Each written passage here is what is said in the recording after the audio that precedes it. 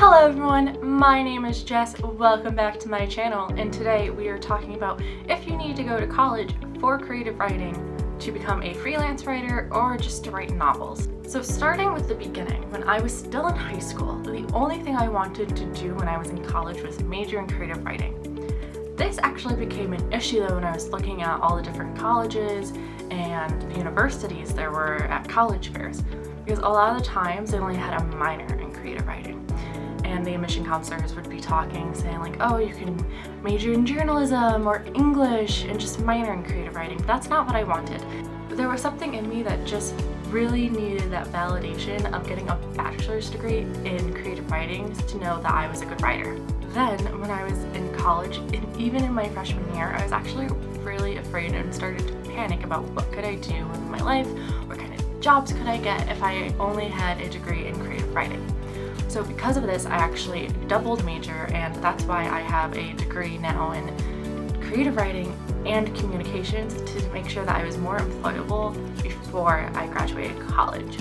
As a complete side note though, as someone who actually worked in recruiting in the corporate world, we really don't care what you majored in, what your degree is in, unless you're going for something very specific, like you're trying to become a scientist. That was not what I was recruiting for though. But if you're looking for anything in sales, anything in marketing, really, even in business, it really doesn't matter what your degree is as long as you're trainable. But that's a whole different side point. As a lot of people probably think that if you major in creative writing, you probably learned a lot about writing throughout those years that you were in college. Well, the truth is, I've learned more the 5 years I've been out of college about writing than I did when I was in college. Especially for your bachelor's degree, a lot of the writing classes are just writing workshops. And sure, it's great to get feedback and see what other people are writing, and you can learn different styles, but we didn't really go over any writing techniques. And of course, I took classes like the English language where we just focused on sentences and sentence structures and words and word choice. But that wasn't focused on any crafting skills. I didn't read any books about how to become a better writer when I was in college. I didn't read any of the Save the Cat books. I didn't read any of like the On Writing books by Stephen King or Bird by Bird or anything like that.